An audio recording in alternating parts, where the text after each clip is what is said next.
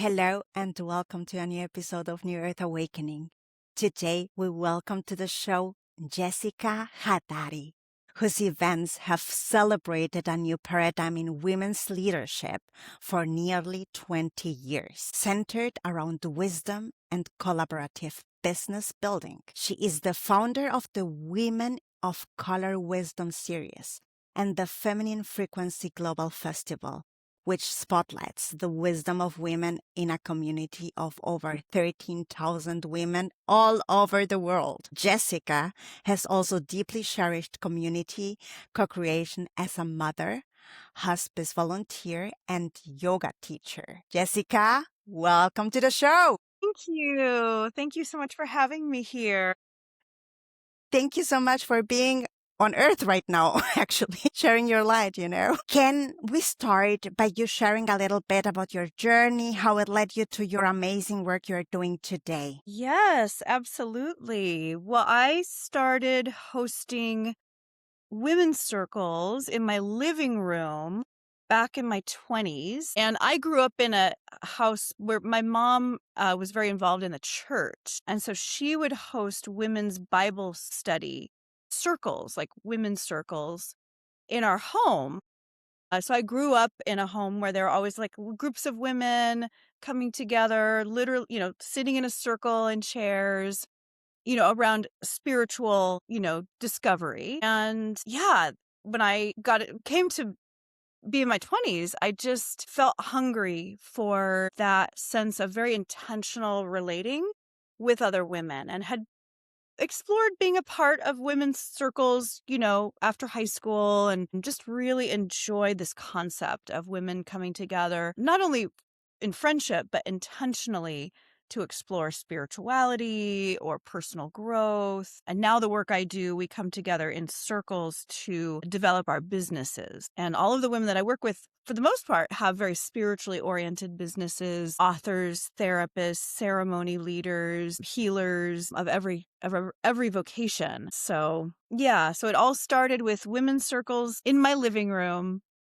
a million years ago. It's amazing. I really love that.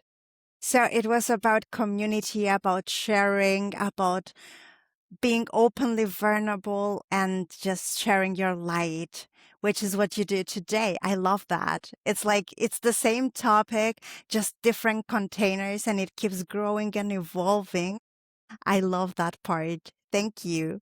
So let's dive deeper into what community means to you personally. Mm. Well, I remember back in my 20s, one of my friends was a little bit older than me. She had been running women's circles for years. And the kind of motto of her business was that every woman should have a circle. And it's interesting because when I interface with women who don't really have a community or like a circle of like intention, even like a circle of intentional friends, I notice sometimes there's like a tendency to like talk a lot, meaning like there's this hunger to be heard, like a hunger to be seen, a hunger to be witnessed, and all this like pent up material that like needs to be processed. And I think that like therapy is a great outlet for that for sure. I mean, there's places other than circles, but I think women's circle is an expression of community that beyond maybe like a potluck where you share food or you have a group of friends that go to musical shows together, beyond shared experiences, which are very important. I think it is really important to have places where one can be able to express themselves in an environment that does feel a little bit therapeutic, because I think when we don't have the outlet, it can be kind of crazy making. We can feel very alone in our thoughts, our emotions. In my business circles, oftentimes women come and they've been feeling very alone in their ideas and their creation of their business. And to now have all of these other women, like who are established, experienced women entrepreneurs, to bounce ideas and ask, what should my pricing be? And what do you think when I say this? Like, how does it feel for you? And what does my website look like? Because it can be in this day and age, it can be very easy to go into a lone wolf mindset to just do it ourselves. I'm just going to do it myself. I'm going to figure it out myself. And there's a wisdom side to that. We're smart women and we can do it, right? We can get it done. We can figure it out. And the shadow side of that is that we can kind of become these like hungry ghosts.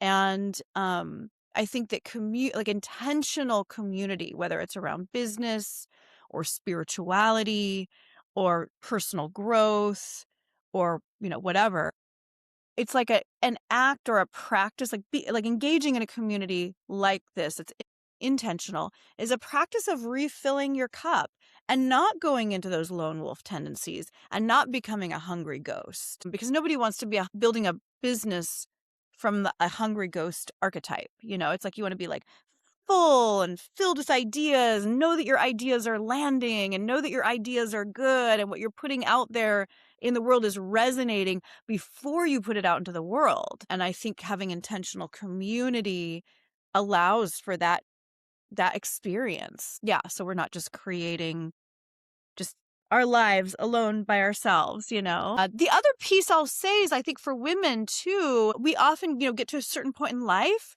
where maybe we find our partner, we find our person. And in this day and age, oftentimes that person is like our best friend. But I think sometimes women will let go of the other parts of their lives that nourished them.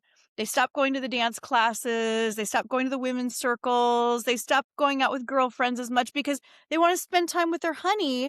And now they're in kind of this new habit of like spending all their time in their sweatpants in front of the TV, cuddled with their honey, which is lovely. And like we should all have that. We should all be able to just be super cozy with our honey. But sometimes we forget these other parts of our lives that were alive and vibrant before that partnership. And we can kind of lose ourselves in that. So I think having community, having intentional community, having intentional places where we go to dance, to sing, to party, to grow our businesses, grow our spirituality is really important. And then we get to return to our other relationships like all filled up and vibrant and, just like fully in ourselves. Yeah, I love that. The multifaceted self, all the needs being met and weaving everything together. I love that. Thank you. So I Yes. also know that you have a pretty amazing story of how you found your work that you're doing today due to illness. So I'll just let you share about that now because I think that's really very inspiring. Yes, absolutely. Well, when I was in my 20s, I was studying to become a holistic health practitioner. So I've gone through master bodywork training at 2 different schools. Like I'm a highly, highly trained massage therapist and body worker. I'm a breathwork therapist. I also studied like nutrition and food as healing. And on that path, it was wonderful to be so immersed in that world for about a decade because I met so many other women entrepreneurs, just being in the world of entrepreneurship and healing. I met so many incredible women healers. And so aside from illness, which I'll talk about in a moment, when I was ready to step into creating more of what I'm creating now, places for women healers to network, places for women healers to mastermind together, it's like I already knew a ton of women who are doing this work because I had been in school for so long studying these skills and these techniques and going through these trainings and workshops and things. So that was really a blessing that I already was very connected, and it just made sense to then step into what I'm creating now. But right at that time where I was deciding like, hey, I think instead of becoming a holistic health practitioner, right, instead of continuing on that path, I want to go on this path of gathering women around business, gathering women healers. I started to get very sick. So I'm in my late 20s. At the time, I didn't really know what was going on. I just noticed like my hair was falling out. My memory was going, like I couldn't remember things. I had terrible brain fog. I started having like perimenopausal symptoms like hot flashes, like the symptoms of women who are much older than me. and I knew something was wrong. And it really was about a whole full 12 years, a full 12 years of getting more and more and more sick, and then learning how to heal myself, and slowly many years to get better. It was about 12 years of debilitating illness where I really was not functioning at a normal level. I had a lot of chronic pain, a lot of nerve pain, so there were many days where I couldn't get out of bed. Yeah, I was just very sick for my whole 30s. My entire 30s, I was just very, very sick. I went to a fertility doctor who told me that I was no longer fertile in my early 30s because I was so sick, my endocrine system was no longer, I was no longer producing the hormones that you need if you wanted to, have a child. So my whole, every system was impacted. But I still had this fire to gather women. I had this fire to, I noticed that the moments I felt most nourished was when I was in circle with women. And I still had this vision to create this business where I'm bringing women together around business and networking. And so I had to learn how to grow my business while only being at, my computer, like, maybe 30 minutes here, 30 minutes there, like really just working maybe 3 very part-time days per week. And I was able to grow my business from 0 to 6 figures in about a year, working like very, very part-time. And when I looked around at my other colleagues, all of the women I knew who had 6-figure businesses were working like crazy. They were running around to speaking gigs. They were constantly networking, which I'm a fan of networking. That's great. That's one of the things I provide for my women's community. But it was like this kind of frenetic energy of always being on, always in pursuit. And I started watching all of my girlfriends get sick. It was like we're all, as a community of women healers, experiencing this epidemic of illness. I'm like, why are so many women entrepreneurs sick? Well, because the ways that we've been taught to build our businesses were from men.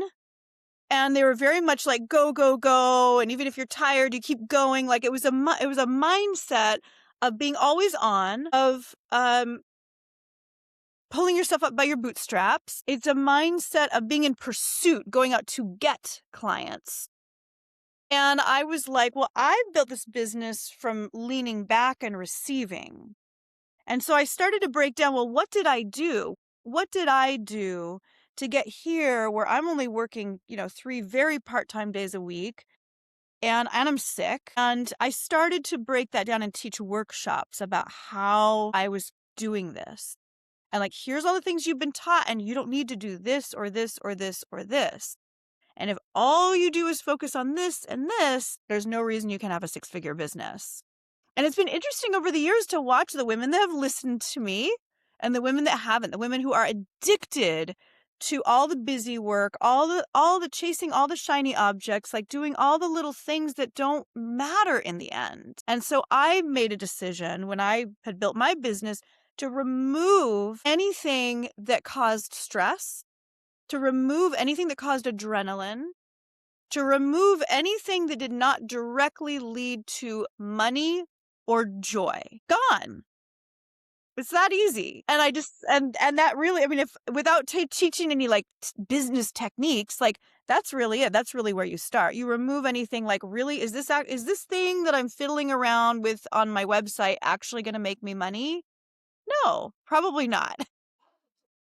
Not that we don't need a website, not that we don't need things to look nice, but I think sometimes in the stress of not being where we want in our business, we manage that stress by creating homework for ourselves so that we feel like we're doing something.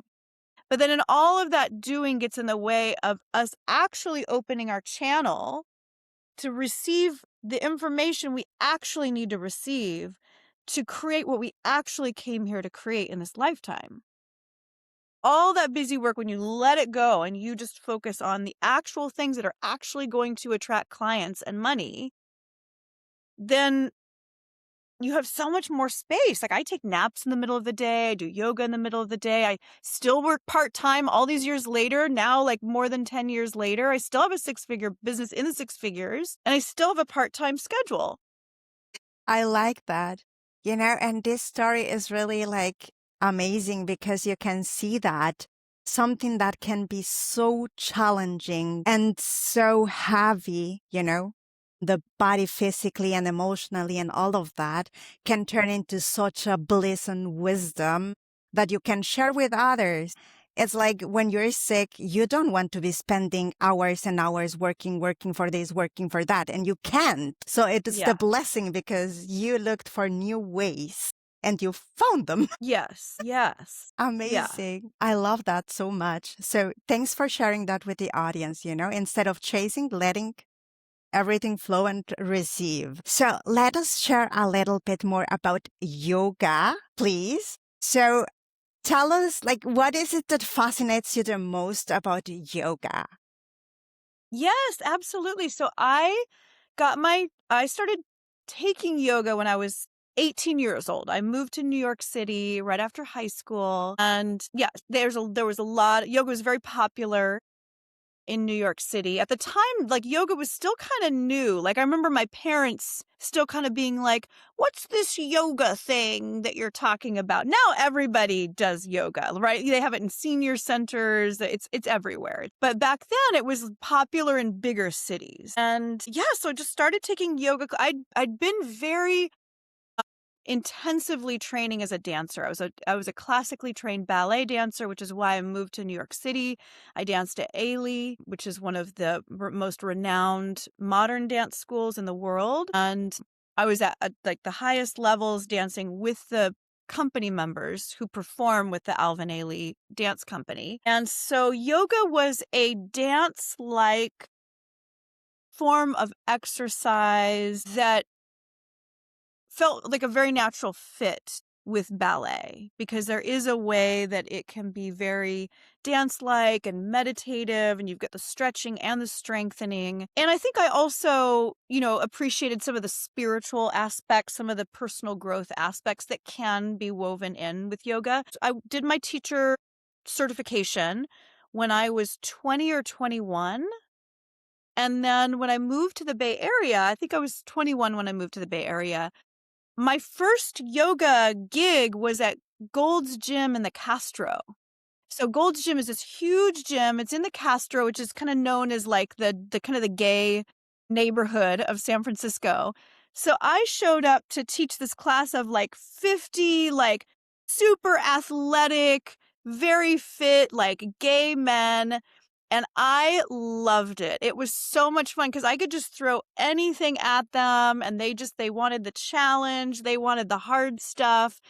And because I have this background in ballet, I was also very athletic and fit. So I really enjoyed teaching those like very physically demanding classes. Of course, in my 30s, when I was sick, I started teaching classes that were much more restorative, much slower. And I still taught physically demanding classes, but I really slowed the tempo down. And if I were to teach again, I stopped teaching when the pandemic happened. I stopped teaching. So I taught for 21 years. But if I were to go back teaching, I probably would still teach at a very slow pace because I like how it does allow you to feel everything. It's like sometimes you're moving really in real fast yoga classes, breathe in, breathe out. I enjoy the challenge, but I like when we're moving a little bit slower. It's almost harder. It's almost harder because you can't just whip through a pose. You have to hold it and really like slowly transition into the next thing and the next thing. And I just like how that also inspires the breath a little bit more. So it's interesting to have that metaphor of yoga and slowing down and really allowing, and that same approach with business. Just like, okay, let's just slow down. Let's just put one foot in front of the other. Let's just allow, you know. Yeah. So it's a similar mindset, I think. I totally love that. And I associate so much with that. It's like you're talking about Gold's Gym. I associate that personally with bodybuilding, right? Right. And for me, with the training was also like this, yeah, heavier and raw and you know. But at some stage, I realized I can take a little bit less weight and I can just do it slowly, Mm. you know, and Wow, hold yes. it, feel it. What am I training actually? What is actually happening in my body? And then slowly release it, you know? And it's like, yeah, I love that. It gives you a different, it's also grounding, isn't it? Like from a spiritual Yeah. perspective speaking, what do you reckon? Yes. I'm reminded that you were a bodybuilder. I used to. Yes. Yes. Amazing, but I love what you're saying about that. Yeah, slowing it down. Yes. Yeah, I'm curious. I feel I have a question for you. So, like, physically, when you did that, did you find that it actually helped you build more, or like, what was the ripple effect? What was the effect of that for you as a bodybuilder? Well, first of all, the most important part for me there was actually that if you do everything very consciously and you are really following the technique on how to do it and you're really paying attention, the injuries are not going to be there, you know? And that's really the biggest thing was for me that, you know, because I had several car accidents also going on. And it was very important for me to not injure myself just out of, yeah, come on, faster and more muscle or whatever, you know, it's like, no. So that was the most important thing. And regards of how it looked or whatever else out of an effect, I didn't do the bodybuilding so much looking at that. I did it just more like the way that I wanted to do it, you know? And it's like if somebody thought that this part needed more or this part needed less, even sometimes, you know, because I had a pretty big neck also. And well, my back is actually very big for some people, let's say. I was like, well, yeah, that's your opinion. Cool. I like it. I was not a classic bodybuilder looking at those things usually, you know. Yes. Even had really, really funny comments, you know, sometimes from people. I was just like, well, yeah, cool, you know. Nobody asked for your opinion, but thank you for telling me because it's funny. Love it. Oh my gosh, people will always have opinions, that's for sure. Yeah. Yes. So I just take it with humor, you know. But yeah, the thing for me was that actually it's grounding. You know, bodybuilding for me was grounding and it was really coming into my body. So from the spiritual side speaking, that helped me a lot with grounding. Uh-huh. And I think yoga does the same, doesn't it? Like, Yeah, absolutely. It's one of the reasons that I like to take yoga in the middle of the day. So I live a couple blocks from a yoga studio, so I can just walk there, which is great. I don't have to worry about driving and parking. And yeah, they've got these noon classes. I started last year not scheduling any meetings in that noon slot. Maybe once a month I will have a noon meeting. But because that just to be able to reset in the middle of the day, and then I show up to my afternoon meeting just with renewed energy, just, I tend to be most productive in the morning. So in the morning, I'm maybe catching up on emails, I'm planning for my next workshop, that kind of thing. I might have a meeting. And then it's nice to then, okay, great. I'm in the middle of the day. I'm no longer as productive. So let me go ahead and just ground, recenter, move some energy. And then, okay, now I come back for another meeting or two and then I'm done. Then I go back to yoga sometimes in the late afternoon. Yeah. So, yeah, it's very grounding. Yeah. I love that very much. So I would like to know a little bit more about the spiritual part of Jessica. You know what I mean? Like this part that nourishes yourself, that gives you self-love. Yes, absolutely. Well, I always have structures built around me that allow me to receive information. So, one structure is I'm a part of a couple of different women's dance circles where we show up. Another woman is leading, right? It's let two different women lead these different circles that I'm a part of over the years. And, we show up, we might have a little sharing. each woman shares the beginning, but then it's just like beautiful music and we're just moving energy, just dancing however we want to dance. I find that I often receive my best business ideas in those circles. And I'm often at towards the end, journaling, writing them down. Suddenly everything becomes clear when I'm in my body. With yoga, it's a little bit different because with yoga, it's more about switching gears or like turning off my brain. With the dance, the brain turns off, but then I seem to open to new information because I'm not being instructed, right? It's not like, okay, breathe in for 4 counts, breathe out for 4 counts. I'm not concentrating on anything, but I'm still moving energy. And I find for me, that's just, yeah, a place that's very generative. So I always like to have some kind of, dance, free form kind of dance thing like that. I also, I mean, because you're part of my community, a couple times a month we'll host this gathering called Dream Temple, where we're just on Zoom and we're not talking, we're all muted. There's just a group of women and each woman is doing her own rituals. So you'll see me sometimes I'll have the incense, I'll be saying prayers.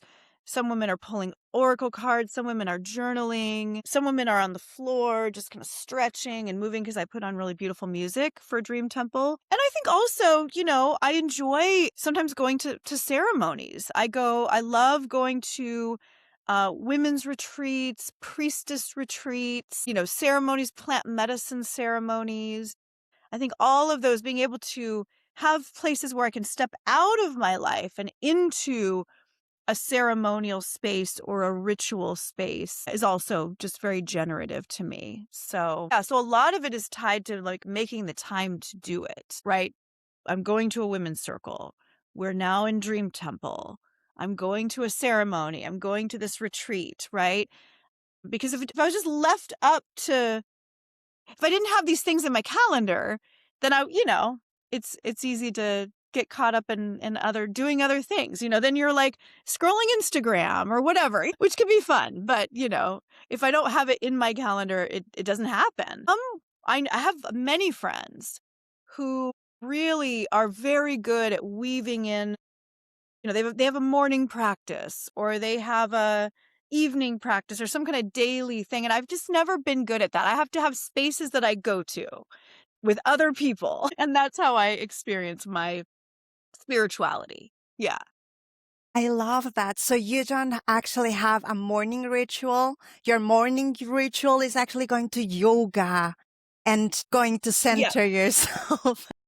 Exactly. Like I have my morning routine. And like, when we're in our mastermind circles, we always light candles. I always take time to do a few rounds of, we're breathing, we're setting intentions.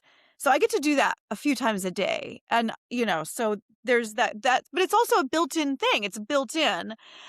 But for myself, yeah, I just do better if I'm with other people. So yeah.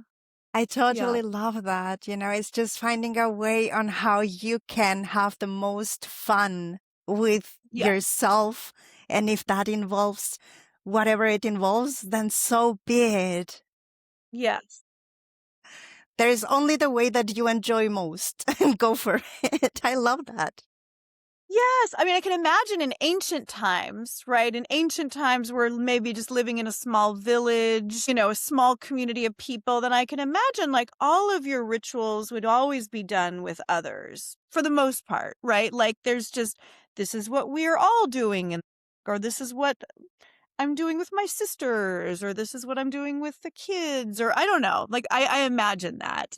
So yeah, that style works well for me. But I know I definitely have friends who are very good at being very disciplined and having their own thing they do by themselves.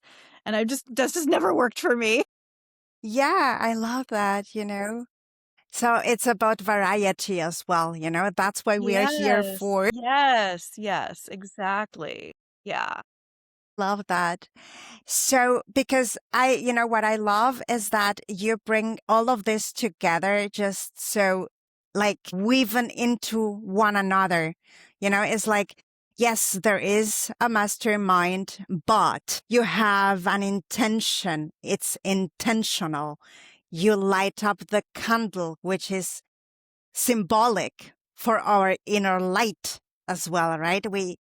hold, like you also ask, what is your personal intention right here, right now? What are you creating, right? So all of your containers are very much about intention. And for me, that is central in spirituality. So I love that. Would you like to share more about intentions and Yes. Yeah. Well, first of all, I'm always surprised because sometimes, and I understand women have laptops, so sometimes they're in a different room having their meetings when we're in our mastermind circles.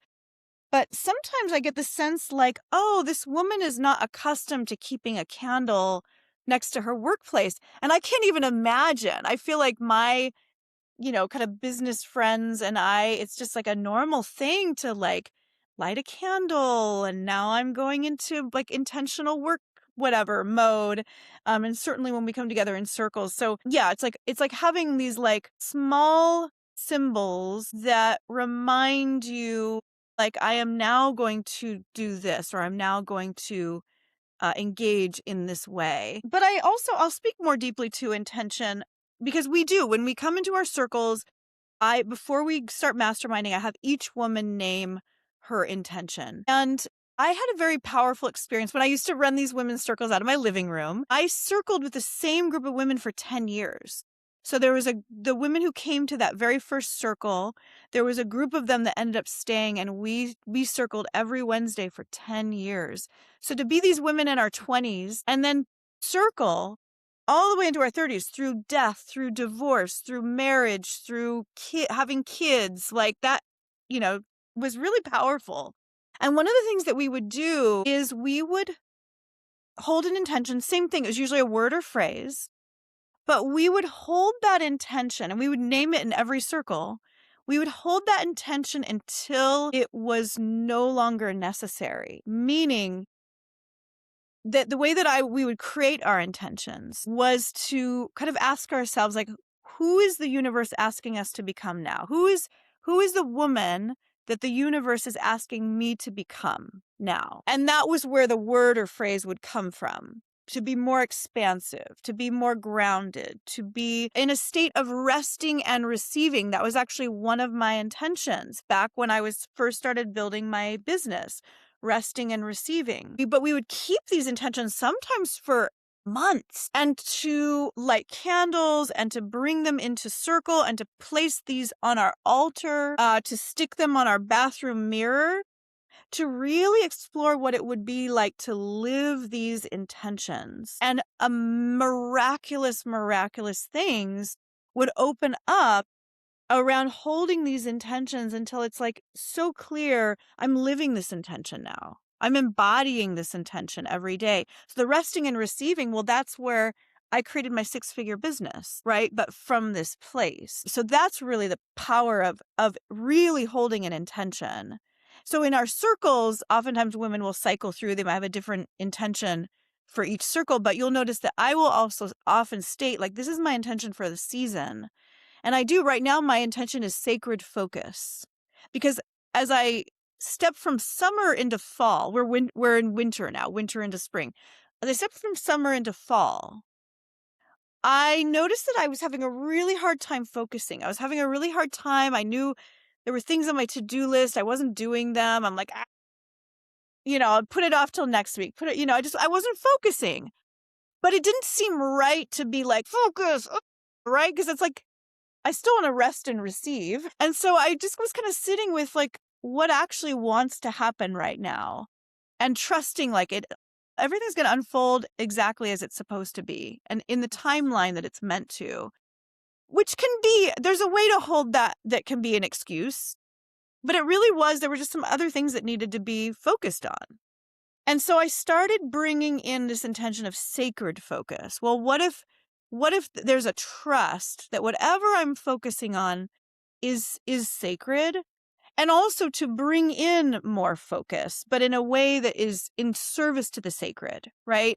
So it's kind of a double meaning, I guess. And all suddenly, like I'm telling you, within like a week of this intention, suddenly I'm able to like focus, like laser focus. I'm getting all of this stuff done. I'm more productive. But not only in my business, like all these magical things are opening up in my personal life. like prayers I've been holding for 15 years suddenly coming true. Like it's really, really powerful. So I'm loving this intention. So when you come to circle with me, you know this is the intention I'm holding right now. I'm like, I'm going to keep holding this for a while because this is good. Like only positive things are opening up with this intention.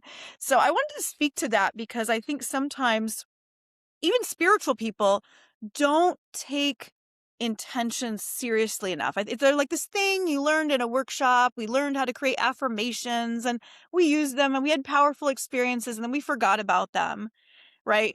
But to really, yeah, like what is your intention for this week or this month or this season or this year? Not a goal, but what is the intention that you are being lived into?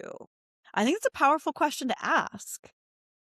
It is indeed. And this is a journaling prompt for everybody who's watching right now as well. Yes. Yes.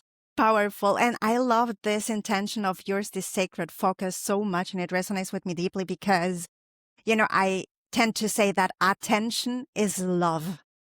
You know what I Uh, mean? So if you have this secret focus and you're focusing your attention on something sacred to you, what could be more loving than that? right. Right. Yes, exactly.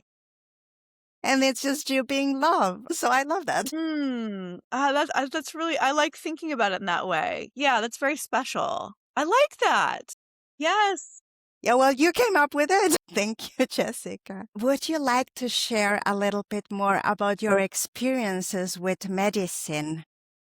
Absolutely. So in terms of attending plant medicine ceremonies, the medicine I have the most experience with is San Pedro, sometimes called Huachuma, or the woman who leads the ceremonies that I go to, she calls it Huachumita, which is a more feminine version.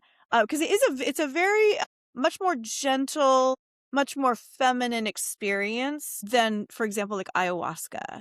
And I think because I had so many years of intense illness and like severe physical pain, I also had a number of car accidents in my 20s where I was rear-ended, so my neck was injured. And so I relate with what you're saying of like these injuries that then lead to chronic pain, and now your adrenals are taxed, and now your immune system is compromised, and now you have an autoimmune disease. And so that was the tangle that I was in those 12 years of being sick. And so I never felt called to do ayahuasca because I'm like, life is already really hard. Like I'm already feeling a lot of like intensity.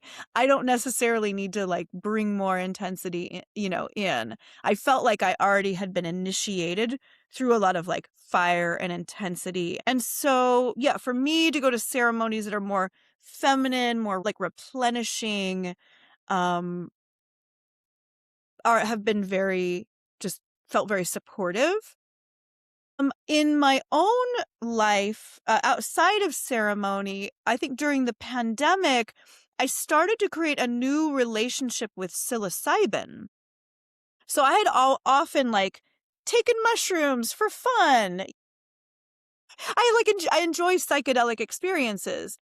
But during the pandemic, where there was just more time and space to explore everything, I started having these experiences where I would take mushrooms for fun with my partner, but I started having these like very spiritual experiences to the point where I actually really can't take mushrooms anymore without having a spiritual experience. I have to be very careful with where I do them and how much I do, because I've had full-on conversations with dead people where I've actually like physically like held their hand, like mediumship. My mediumship opens up. I've had conversations with deities, but like really like they are there, and they're like I had an experience with Hecate where it was right before the big eclipse that happened, where like a bunch of people who lived in this part of the world went to Texas for this big eclipse festival. So it's like right before the eclipse, and Hecate is associated with comets. Or sorry, there was a comet and an eclipse. So she's associated with the eclipse energy, I think. And she like came in as if it was you standing in front of me, and took me by the hand and introduced me to all these other ancient gods and goddesses. And it was like for 2 hours, I'm in this completely altered state, having this experience. I met Ganesh, which is like the kind of usually depicted as like an elephant god, like a dancing elephant god.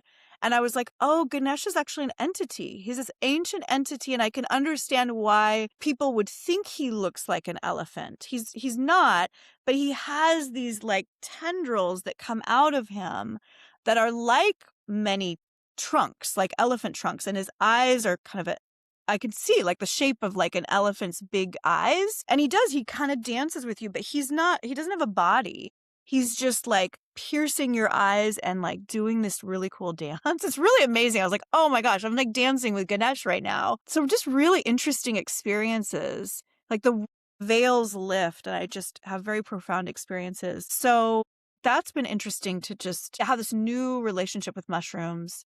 I have not, with psilocybin specifically, I have not experimented with microdosing, but I have a vial. A friend of mine makes a microdosing tincture of psilocybin. And so I'm considering, just because it seems like so many people have had such positive experiences lifting depression, grief that they can't get away from, patterns of PTSD, anxiety. I mean, there's so many people around me who have had these miraculous experiences microdosing, where you're not even feeling the mushrooms. The medicine is just working itself in your neural pathways.